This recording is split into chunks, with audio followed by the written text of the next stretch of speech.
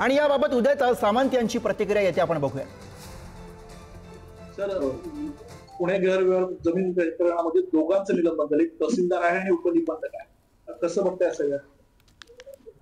आपल्याला आठवत असेल की काल संध्याकाळी म्हणजे रात्री 10 वाजता मी जो बाईट दिला होता त्याच्यामध्ये असं म्हटलं होतं, प्रायमा फेसी उद्योग विभागाचा याच्याशी काही संबंध आहे असं मला वाटत नाही, MIDCचा काही संबंध आहे असं मला वाटत नाही.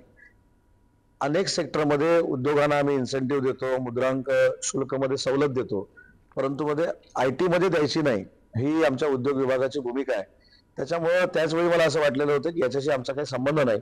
तरी देखील आज मी पूर्ण माहिती घेतली, त्याच्यातले जे काही कागदपत्र होते ते तुमच्या समोर ठेवले आणि त्याच्यामध्ये मी असं सांगितलं होतं की मुद्रांक शुल्क रद्द करणं किंवा माफ करणं किंवा सूट देणं हे त्या प्राधिकाऱ्याची जबाबदारी, आणि त्याच्यातनं कदाचित नियमबाह्य काही गोष्टी घडल्या असतील, त्या घडल्यात की नाहीत मला माहित नाही, आणि त्याच्यामुळे कदाचित कोणाचं निलंबन झालं असेल.